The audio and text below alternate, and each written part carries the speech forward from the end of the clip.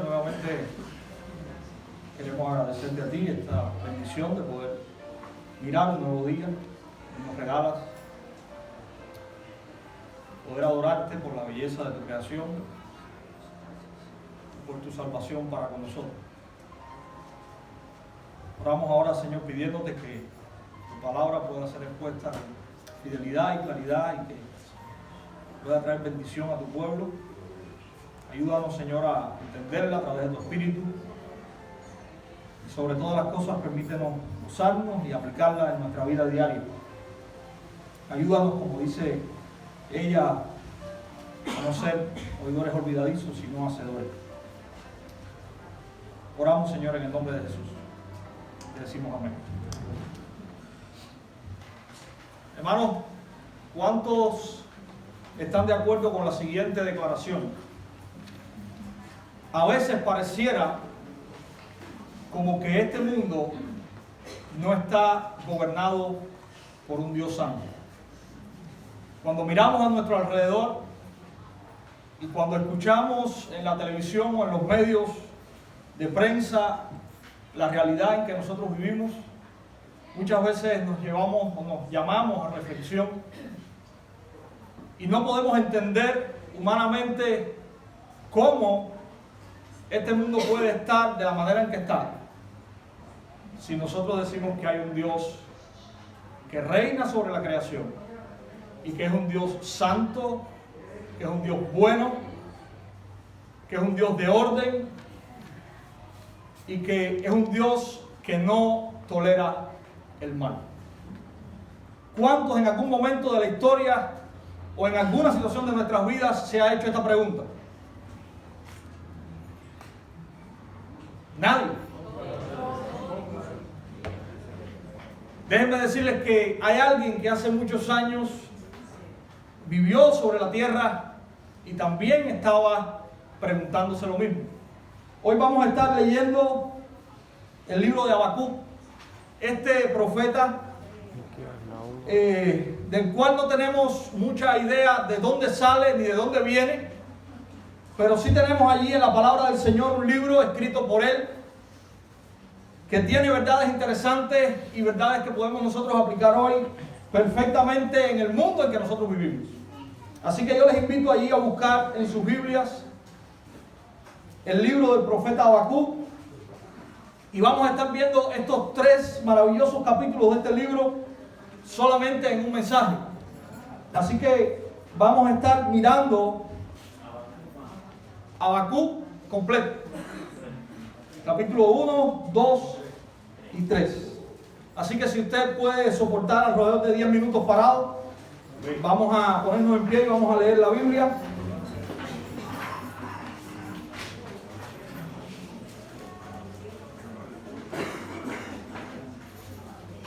Dice así la palabra del Señor: la profecía que vio el profeta Habacuc. ¿Hasta cuándo, oh Jehová, clamaré y no oirás? Y daré voces a ti a causa de la violencia y no salvarás. ¿Por qué me haces ver iniquidad y haces que vea molestia? Destrucción y violencia están delante de mí, y pleito y contienda se levantan. Por lo cual la ley es debilitada y el juicio no sale según la verdad. Por cuanto el impío asedia al justo, por eso sale torcida la justicia. Mirad entre las naciones y ved y asombraos, porque haré una obra en vuestros días, que aun cuando se os contare, no la creeréis. Porque aquí yo levanto a los caldeos, nación cruel y presurosa, que camina por la anchura de la tierra para poseer las moradas ajenas. Formidable es y terrible. De ella misma procede su justicia y su dignidad. Sus caballos serán más ligeros que leopardos y más feroces que lobos nocturnos, y sus jinetes se multiplicarán, y vendrán de lejos sus jinetes, y volarán como águilas que se apresuran a devorar. Toda ella vendrá a la presa. El terror va delante de ella y recogerá cautivos como arena. Escarnecerá a los reyes y los príncipes hará burla. Se reirá de toda fortaleza y levantará terraplén y la tomará. Luego pasará como el huracán y ofenderá atribuyendo su fuerza a su Dios. ¿No eres tú desde el principio, oh Jehová, Dios mío, santo mío, no moriremos. Oh Jehová, para juicio lo pusiste, y tú, oh roca, lo fundaste para castigar. Muy limpio eres de ojos para ver el mal, ni puedes ver el agravio. ¿Por qué ves a los menospreciadores y callas cuando destruye el impío al más justo que él? Y haces que sean los hombres como los peces del mar, como reptiles que no tienen quien los gobierne. Sacará a todos con anzuelo, los recogerá con su red y los juntará en sus mallas, por lo cual se alegrará y se regocijará. Por esto hará sacrificios a su red y ofrecerá sahumerios a sus mallas, porque con ellas engordó su porción y engrasó su comida. Vaciará por eso su red y no tendrá piedad de aniquilar naciones continuamente. Sobre mi guarda estaré y sobre la fortaleza afirmaré el pie y velaré para ver lo que se me dirá y qué he de responder tocante a mi queja. Y Jehová me respondió y dijo: escribe la visión y declárala en tablas para que corra el que leyere en ella. Aunque la visión tardará aún por un tiempo, mas se apresura hacia el fin y no mentirá. Aunque tardare, espéralo, porque sin duda vendrá, no tardará. He aquí que aquel cuya alma no es recta se enorgullece, mas el justo por su fe vivirá. Y también el que es dado al vino es traicionero, hombre soberbio, que no permanecerá. Ensanchó como el Señor su alma y es como la muerte, que no se saciará. Antes reunió para sí todas las gentes y juntó para sí todos los pueblos. ¿No han de levantar todos estos refranes sobre él y sarcasmos contra él? Dirán: ay del que multiplicó lo que no era suyo. ¿Hasta cuándo había de acumular sobre sí prenda tras prenda? ¿No se levantarán de repente tus deudores y se despertarán los que te harán temblar y serás despojo para ellos? Por cuanto tú has despojado a muchas naciones, todos los otros pueblos te despojarán a causa de la sangre de los hombres y de los robos de la tierra, de las ciudades y de todos los que habitan en ella. Ay de los del que codicia injusta ganancia para su casa, para poner en alto su nido, para escaparse del poder del mal. Tomaste consejo vergonzoso para tu casa, asolaste muchos pueblos y has pecado contra tu vida. Porque la piedra clamará desde el muro y la tabla del enmaderado le responderá. Ay del que edifica la ciudad con sangre y del que funda una ciudad con iniquidad. ¿No es esto de Jehová de los ejércitos? Los pueblos pues trabajarán para el fuego y las naciones se fatigarán en vano. Porque la tierra será llena del conocimiento de la gloria de Jehová, como las aguas cubren la mar. Ay del que da de beber a su prójimo. Ay de ti que le acercas tu hiel y le embriagas para mirar su desnudez. Te has llenado de deshonra más que de honra. Bebe tú también y serás descubierto. El cáliz de la mano derecha de Jehová vendrá hasta ti, y vómito de afrenta sobre tu gloria. Porque la rapiña del Líbano caerá sobre ti, y la destrucción de las fieras te quebrantará. A causa de la sangre de los hombres y del robo de la tierra, de las ciudades y de todos los que en ella habitan. ¿De qué sirve la escultura que esculpió el que la hizo? La estatua de fundición que enseña mentira, para que haciendo imágenes mudas confíe el hacedor en su obra. Ay del que dice al palo: despiértate, y a la piedra muda: levántate. ¿Podrá él enseñar? He aquí está cubierto de oro y plata y no hay espíritu dentro de él. Mas Jehová está en su santo templo. Calle delante de él toda la tierra. Oración del profeta Habacuc sobre Sigionot. Oh Jehová, he oído tu palabra y temí. Oh Jehová, aviva tu obra en medio de los tiempos. En medio de los tiempos, hazla conocer. En la ira, acuérdate de la misericordia. Dios vendrá de Temán y el santo desde el monte de Parán. Su gloria cubrió los cielos y la tierra se llenó de su alabanza. Y el resplandor fue como la luz. Rayos brillantes salían de su mano y ahí estaba escondido su poder. Delante de su rostro iba mortandad y a sus pies salían carbones encendidos. Se levantó y midió la tierra, miró e hizo temblar las gentes. Los montes antiguos fueron desmenuzados, los collados antiguos se humillaron. Sus caminos son eternos. He visto las tiendas de Cusán en aflicción, las tiendas de la tierra de Madián temblaron. Te airaste, oh Jehová, contra los ríos te airaste. Fue tu ira contra el mar cuando montaste en tus caballos y en tus carros de victoria. Se descubrió enteramente tu arco, los juramentos a las tribus. fueron palabras seguras. Hendiste la tierra con ríos, te vieron y tuvieron temor los montes. Pasó la inundación de las aguas, el abismo dio su voz y lo alto alzó sus manos. El sol y la luna se pararon en su lugar. A la luz de tus saetas anduvieron y al resplandor de tu fulgente lanza. Con ira hollaste la tierra, con furor trillaste las naciones. Saliste para socorrer a tu pueblo, para socorrer a tu ungido. Traspasaste la cabeza de la casa del impío, descubriendo el cimiento hasta la roca. Horadaste con sus propios dardos las cabezas de sus guerreros, que como tempestad acometieron para dispersarme, cuyo regocijo era como para devorar al pobre encubiertamente. Caminaste en el mar con tus caballos, sobre la mole de las grandes aguas. Oí y se conmovieron mis entrañas, a la voz temblaron mis labios, pudrición entró en mis huesos, y dentro de mí me estremecí. Si bien estaré quieto en el día de la angustia, cuando suba al pueblo el que lo invadirá con sus tropas, aunque la higuera no florezca, ni en las vides haya fruto, aunque falte el producto del olivo, y los labrados no den mantenimiento, y las ovejas sean quitadas de la manada, y no haya vacas en los corrales, con todo yo me alegraré en Jehová, y me gozaré en el Dios de mi salvación. Jehová el Señor es mi fortaleza, el cual hace mis pies como de ciervas, y en mis alturas me hace andar. Gloria al Señor por su palabra. Hermanos, tenemos una historia bien compleja y está este profeta mirando una realidad que pesa en su corazón, que le atemoriza.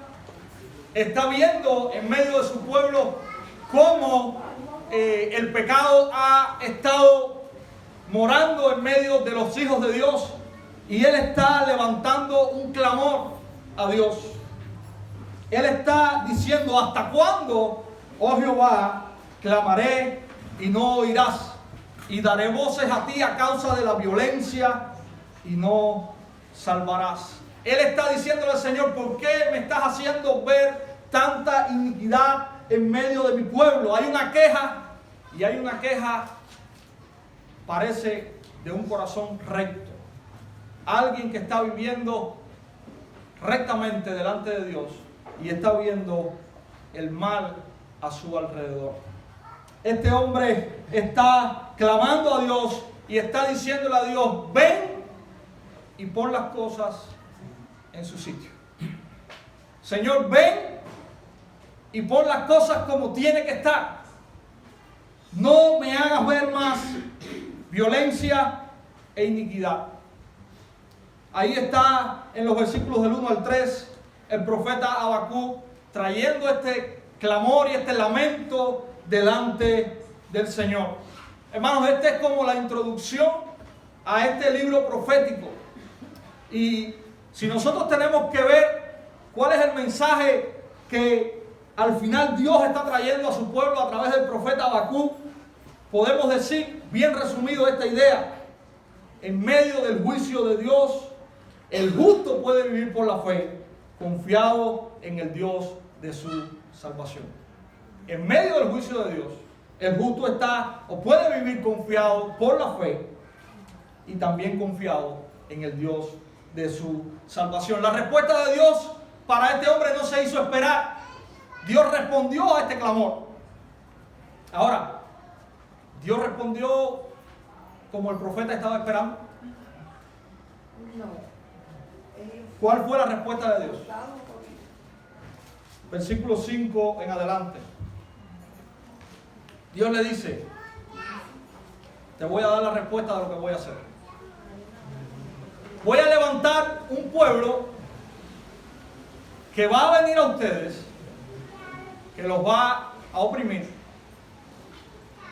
Voy a traer juicio sobre esto que tú me estás diciendo que el pueblo está haciendo, pero mi juicio va a venir por un pueblo que aún es más malvado que ustedes. Esa fue la respuesta de Dios para el profeta. Muchas veces cuando nosotros pedimos: Señor, sálvanos de esta situación, Señor, ¿por qué tú permites esto? nosotros no vemos la respuesta que nosotros estamos esperando de Dios, sino que muchas veces esta situación se mantiene o quizás empeore. Y nosotros tenemos la perspectiva de que Dios no ha traído respuesta a lo que nosotros estamos pidiendo. Pero sencillamente, muchas veces nosotros creemos que solamente Dios va a responder cuando nuestro problema o nuestra situación termine. Y no entendemos que muchas veces el mismo problema por el cual estamos pasando es propiamente la voluntad de Dios. Dios le estaba diciendo al profeta, no solamente vas a ver esto, sino que vas a ver aún más problemas. Estás viendo la maldad de mi pueblo, estás viendo cómo mi ley es quebrantada. Y miren, algo de lo que estaba sucediendo aquí, si leemos bien lo que se nos está narrando, es que no había justicia en el pueblo de Dios. La ley de Dios estaba siendo quebrantada precisamente por los que tenían que estarla aplicando. Cuando alguien era juzgado, la constitución que tenía el pueblo de Israel era la ley de Dios. Esa era su constitución. Y cuando alguien estaba siendo juzgado por la ley de Dios, el mismo que estaba para juzgar violaba la ley. Según el contexto, cuando estudiamos el libro, al parecer el pueblo de Israel estaba lleno de soborno y de todo tipo de corrupción moral, ética. Era lo que nosotros podemos llamar hoy en buen cubano un desastre. Eso era lo que estaba viendo y viviendo el profeta Habacuc en su tiempo. Y Dios le dice lo siguiente: ok, yo voy a responder tu clamor. Ahora, yo lo voy a responder de la siguiente manera. Voy a levantar un pueblo y ese pueblo va a juzgar a mi pueblo. Si nosotros seguimos leyendo y vemos al capítulo 12, vemos cómo en vez de este hombre recibir consuelo en lo que Dios le estaba diciendo, ¿qué pasa? Este hombre se entristece aún más. Y él dice: Señor, ¿cómo es posible que nosotros vamos a ser juzgados por un pueblo que es más impío que nosotros? Por un pueblo que es más pecador que nosotros. ¿Cómo tú nos vas a juzgar a través de este pueblo? Pero me llama la atención que aún en medio de su clamor, este hombre alaba al Señor. Versículo 12, comienza Habacuc esta nueva protesta, pero la comienza de esta manera: ¿no eres tú desde el principio, oh Jehová, Dios mío, santo mío? Y él dice lo siguiente: no moriremos, oh Jehová, para juicio los pusiste, y tú, oh roca, los fundaste para castigar. Aún en medio de no entender cuál es el propósito de Dios con el pueblo de los caldeos, Babilonia, Habacuc dice lo siguiente: estoy seguro, en primer lugar, que no vamos a morir. Y en segundo lugar, estoy seguro de que tú los vas a levantar como el castigo por nuestras rebeliones. ¿Cómo era este pueblo? Versículo 6 dice que era una nación cruel y presuntuosa. Versículo 7 dice que en cuanto a su poder militar eran formidables y terribles. En cuanto a su velocidad para atacar, dice que eran más ligeros que leopardos. Dice el Señor: volarán como águilas, en el versículo 8. Y en cuanto a su contundencia, dice que recogerá cautivos como arena, versículo 9. Aún así, el profeta puede decir: no vamos a morir. Y cuando nosotros vemos ahí al profeta decir: no moriremos, él no está queriendo decir que la muerte física no iba a llegar a su pueblo. Porque cuando vemos la intervención de Babilonia, vemos que la ciudad fue desolada. Y si usted conoce la historia, muchos del pueblo de Dios murieron. El profeta está diciendo algo más trascendental. El profeta está diciendo: el pueblo de Dios, aún en el juicio de Dios, no va a desaparecer. El profeta se está refiriendo a cómo Dios, a través de la historia, aún en medio de sus juicios, había o tenía un remanente dentro de su pueblo. Y el profeta parece que tiene en la mente toda la bondad de Dios y toda la misericordia de Dios a través de la historia para con ellos. Y después, si usted continúa leyendo el libro, se va a dar cuenta cómo él alaba al Señor y cómo él, en medio de su alabanza, le está recordando la historia de su pueblo de una manera, en medio de una poesía, pero está hablando de cómo la misericordia de Dios ha sido con ellos a través de los siglos. Y en medio de todo el pecado, Dios ha mostrado su misericordia y su pueblo no ha perecido. Y el profeta está diciendo, aun cuando el juicio de Dios va a venir, aun cuando Dios va a levantar los caldeos, aun cuando vamos a ser juzgados justamente por nuestro pecado, el pueblo de Dios no va a perecer. Nosotros hoy, en medio de las calamidades que vivimos, nosotros hoy, en medio de lo que usted puede escuchar por la radio y la televisión, en medio de las noticias donde dice que en el Medio Oriente están matando a los cristianos, en medio de donde dicen las noticias que en ciertos países hay persecución a los cristianos, en medio de la historia más desalentadora que usted pueda ver, usted puede continuar confiando en esta promesa. Y usted puede decir en voz alta, en medio de las calamidades, no moriremos. Quizás puedan terminar con su vida, pero el pueblo de Dios permanecerá para siempre. El pueblo de Dios prevalecerá en este mundo y sobre todas las cosas en el mundo venidero, por encima de todos los pueblos. Dios va a llegar un día donde va a juzgar a las naciones, y si usted lee el capítulo 2, Dios lo está diciendo. Ese mismo pueblo que los va a oprimir a ustedes, yo los voy a juzgar. Y ellos van a morir por su pecado. Pero el pueblo de Dios va a prevalecer. No solamente en este mundo, sino por los siglos de los siglos. Si vamos al capítulo 2, usted va a ver que la respuesta del profeta Habacuc no fue virar la espalda a Dios, sino que él dijo, yo quiero seguir escuchando lo que Dios me tiene que decir. Y comienza el capítulo 2 diciendo de esta manera, sobre mi guarda estaré y sobre la fortaleza afirmaré el pie y velaré para ver lo que se me diga y qué he de responder tocante a mi queja. El profeta fue y estuvo allí con Dios y esperó en Dios porque quería seguir escuchando lo que Dios tenía para decir.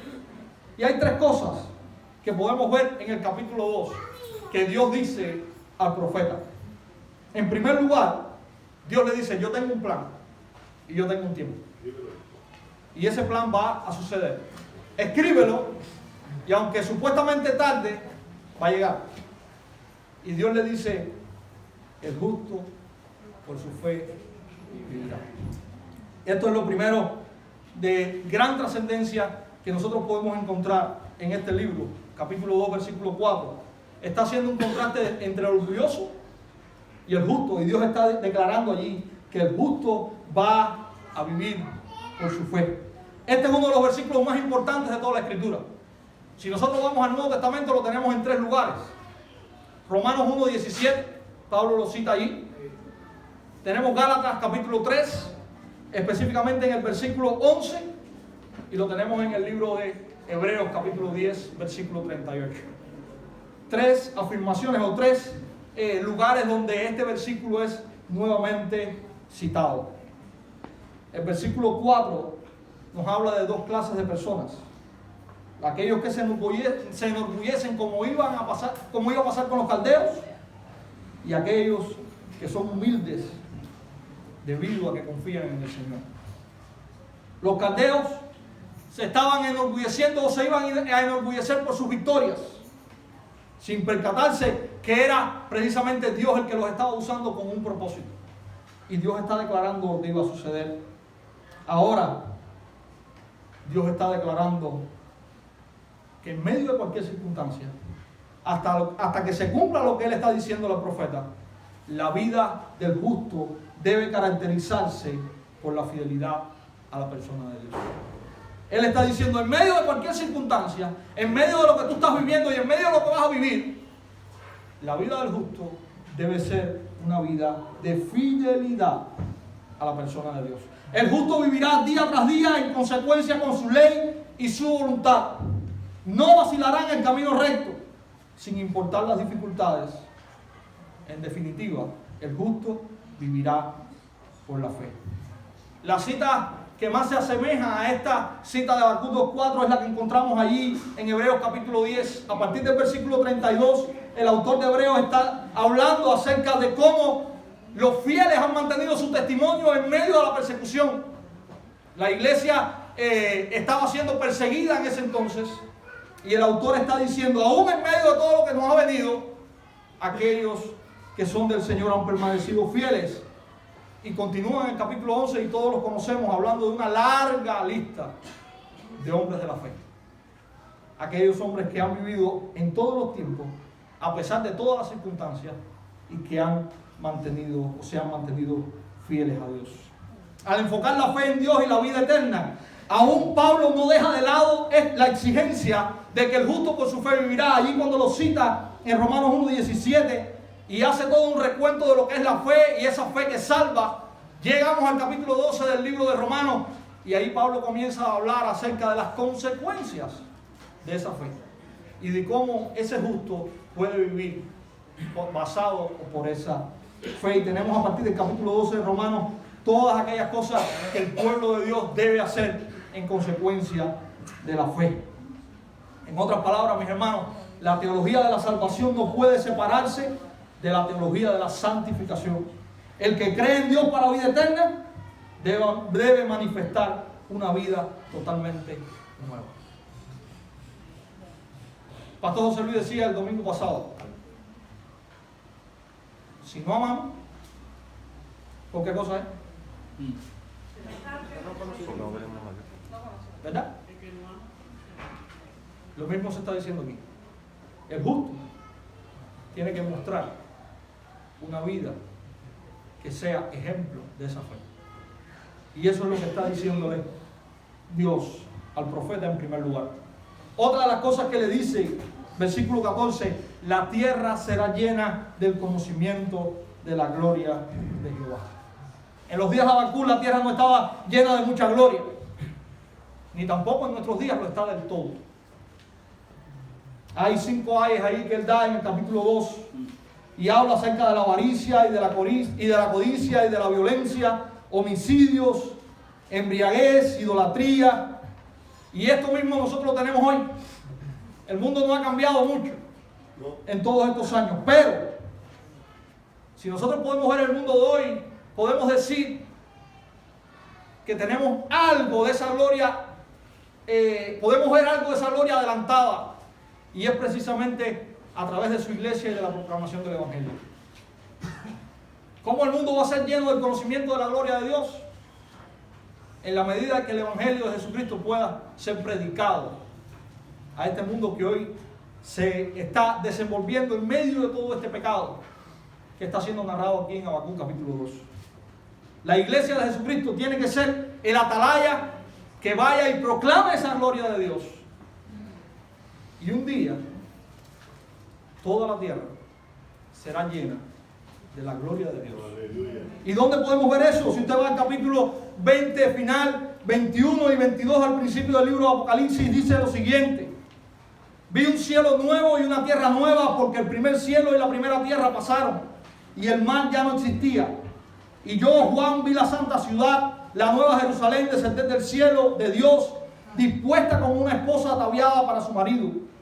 Y oí una gran voz del cielo que decía: he aquí el tabernáculo de Dios con los hombres, y Él morará con ellos, y ellos serán su pueblo, y Dios mismo estará con ellos como su Dios. Enjugará Dios toda lágrima de los ojos de ellos, y ya no habrá más muerte, ni habrá más llanto, ni clamor, ni dolor, porque las primeras cosas pasaron. Y el que estaba sentado en el trono dijo: he aquí yo hago nuevas todas las cosas. Y me dijo: escribe, porque estas palabras son fieles y verdaderas. Y me dijo: hecho está. Yo soy el alfa y la omega, el principio y el fin. Al que tuviere sed yo le daré gratuitamente de la fuente del agua de la vida. El que venciere heredará todas las cosas, y yo seré su Dios y él será mi hijo. Pero los cobardes e incrédulos, los abominables y homicidas, los fornicarios y hechiceros, los idólatras, y todos los mentirosos tendrán su parte en el lago que arde con fuego y azufre, que es la muerte segunda. Todo lo que ahora mismo estamos viendo en medio de este mundo, dice aquí que ya no va a estar. Ahí está en el libro de Apocalipsis. Continúa el versículo 9 del capítulo 21 diciendo: vino entonces a mí uno de los 7 ángeles que tenía las 7 copas llenas de las 7 plagas postreras, y habló conmigo diciendo: ven acá, yo te mostraré la desposada, a la esposa del Cordero. Y me llevó en el espíritu a un monte grande y alto, y me mostró la gran ciudad santa de Jerusalén, que descendía del cielo de Dios, teniendo la gloria de Dios. Y su fulgor era semejante al de una piedra preciosísima, como piedra de jaspe, diáfana como el cristal. Tenía un muro grande y alto con 12 puertas, y en las 12 puertas 12 ángeles y nombres inscritos, que son los de las 12 tribus de los hijos de Israel. Al oriente 3 puertas, al norte 3 puertas, al sur 3 puertas, al occidente 3 puertas. Y el muro de la ciudad tenía 12 cimientos, y sobre ellos los 12 nombres de los 12 apóstoles del Cordero. El que hablaba conmigo tenía una caña de medir de oro para medir la ciudad, sus puertas y su muro. La ciudad se halla establecida en cuadro, y su longitud es igual a su anchura, y él midió la ciudad con la caña 12,000 estadios. La longitud, la altura y la anchura de ella son iguales. Y midió su muro 144 codos de medida de hombre, la cual es de ángel. El material de su muro era de jaspe, pero la ciudad era de oro puro, semejante al vidrio limpio. Y los cimientos del muro de la ciudad estaban adornados con toda piedra preciosa. El primer cimiento era de jaspe, el segundo zafiro, el tercero ágata, el cuarto esmeralda, el quinto ónice, el sexto cornalina, el séptimo crisólito, el octavo berilo, el noveno topacio, el décimo crisópraso, el undécimo jacinto, el duodécimo amatista. Las 12 puertas eran 12 perlas, cada una de las puertas era una perla, y la calle de la ciudad era de oro puro, transparente como vidrio. Y no vi en ella templo, porque el Señor Dios Todopoderoso es el templo de ella y el Cordero. La ciudad no tiene necesidad de sol ni de luna que brille en ella, porque la gloria de Dios la ilumina, y el Cordero es su lumbrera. Y las naciones que hubieren sido salvas andarán a la luz de ella, y los reyes de la tierra traerán su gloria y honor a ella. Sus puertas nunca serán cerradas de día, pues allí no habrá noche, y llevarán la gloria y la honra de las naciones a ella. No entrará en ella ninguna cosa inmunda o que hace abominación y mentira, sino solamente los que están inscritos en el libro de la vida del Cordero. Después me mostró un río limpio de agua de vida, resplandeciente como el cristal que salía del trono de Dios y del Cordero. En medio de la calle de la ciudad, y a uno y otro lado del río, estaba el árbol de la vida, que produce 12 frutos, dando cada mes su fruto, y las hojas del árbol eran para la sanidad de las naciones. Y no habrá más maldición, y el trono de Dios y del Cordero estará en ella, y sus siervos le servirán, y verán su rostro, y su nombre estará en sus frentes. No habrá allí más noche, y no tiene necesidad de luz de lámpara, ni de luz de sol, porque Dios el Señor los iluminará, y reinará por los siglos de los siglos. Amén. Todo lo que hoy supuestamente está reinando en este día, dice que va a ser desechado completamente, y tendrá su lugar en el lago de fuego y azufre. Y ahí está la gloria de Dios, reflejada en toda esta cantidad de números y de símbolos, donde no tenemos que rompernos la cabeza sabiendo qué quiere decir cada uno, porque el autor de Apocalipsis lo que nos está dejando ver es la gloria de Dios, que estará en su santo lugar, y aquellos redimidos del Cordero, es decir, su iglesia, estarán disfrutando por siempre de la bendición de Él. Así que Dios está diciéndonos que la gloria de Él va a llenar un día toda la tierra. Y ese día llegará. Y Dios estaba diciéndole a Habacuc: esta es la esperanza. Hoy hay calamidad, hoy mi ley es quebrantada, pero un día mi gloria va a llenar toda la tierra.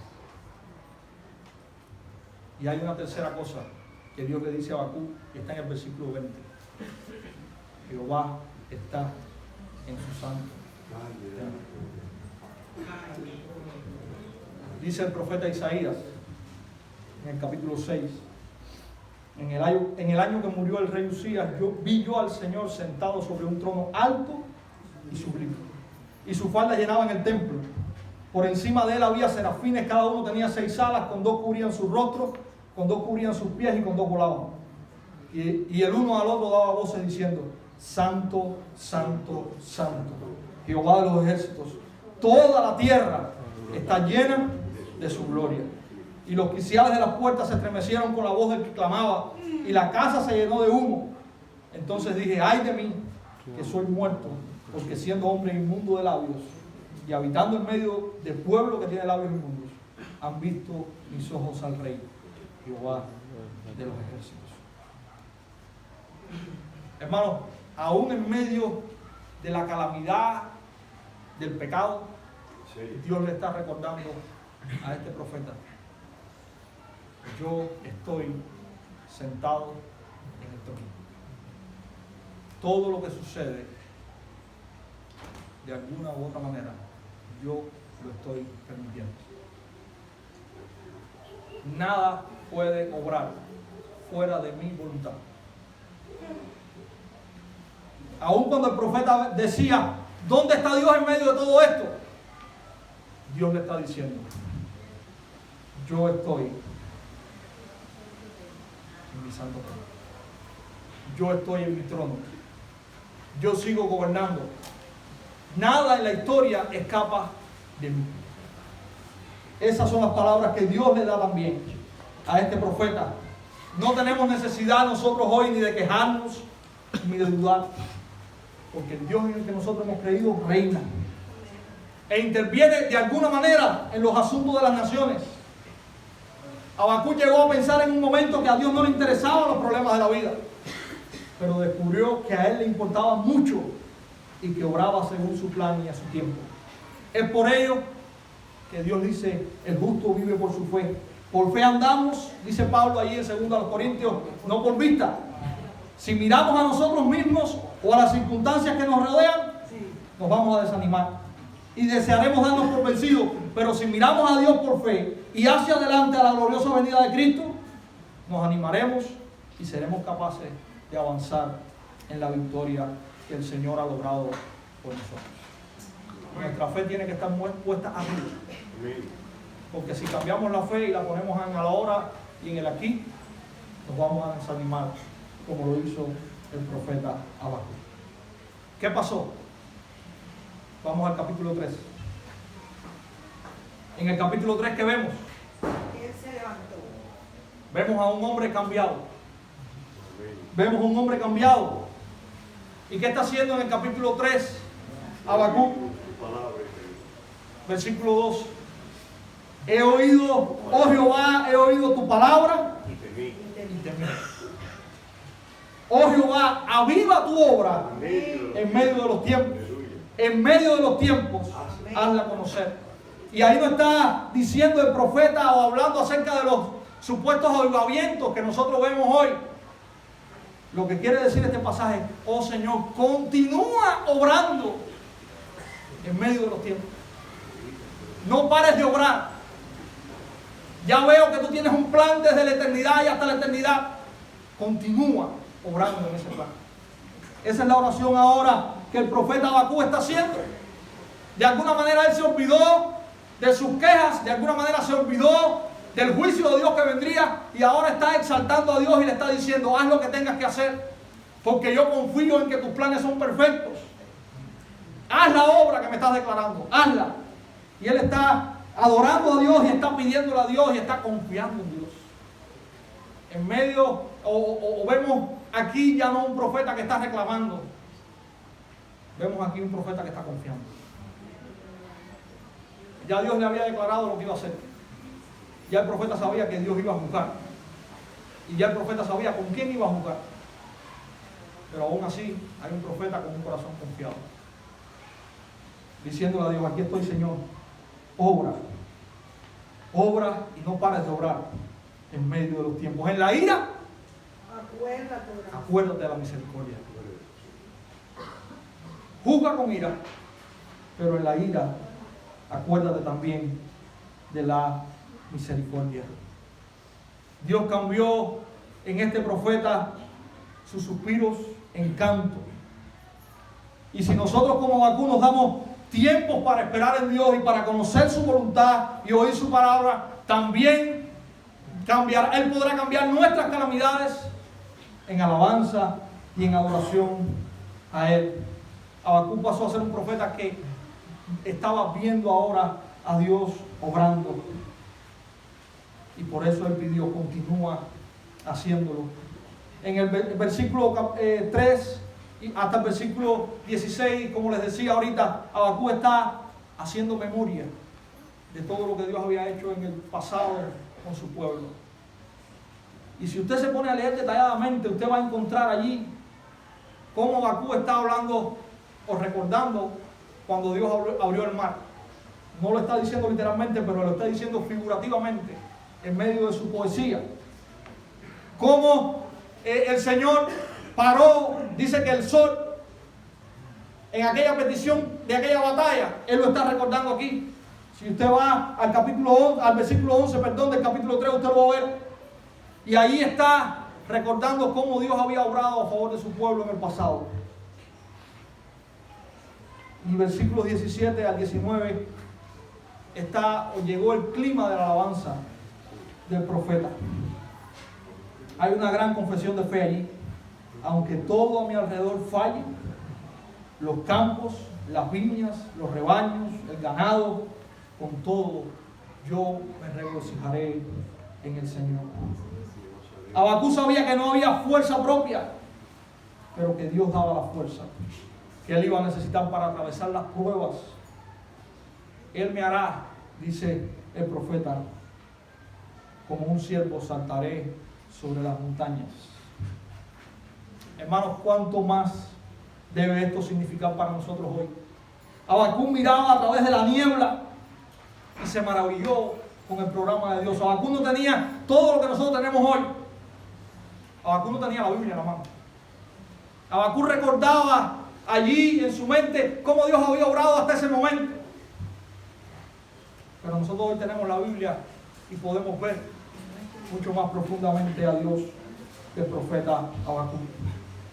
Tenemos la vida, la muerte, la resurrección y la ascensión en gloria de nuestro Señor Jesucristo. Tenemos la promesa de su venida. Si alguien debe andar por fe, es la iglesia de Jesucristo hoy. No hay lugar a la duda. Tenemos lugar a la esperanza bienaventurada de nuestro Señor y Salvador Jesucristo. Así que en medio de la tribulación, en medio de la prueba, el justo puede vivir por fe, confiando en el Dios de su salvación. Que esta sea la idea que nosotros podamos tener cada vez que abramos nuestra Biblia en el libro de Habacuc. El justo tiene que vivir por su fe. No importa lo que esté alrededor, Dios se encarga de ejecutar sus juicios y su misericordia en su tiempo. Y un día, todo lo que puede aquejarnos hoy ya no va a estar. Solamente tendremos al Señor cara a cara. Y su gloria será lo que nos permitirá a nosotros abrir nuestra boca en alabanza y en adoración a Él por los siglos de los siglos. Que esta pueda ser nuestra mirada en medio de este mundo hoy, que no tiene buenas noticias, donde vemos que los cristianos son martirizados y sufren, donde vemos la violencia, la falta de integridad, donde vemos que no hay ética. Pero nosotros, que hemos sido hechos justos por Cristo, podemos vivir por nuestra fe, podemos andar diferente a lo que el mundo dice y podemos confiar en el triunfo futuro y final. Que el Señor nos ayude a poder vivir de esta manera. Amén.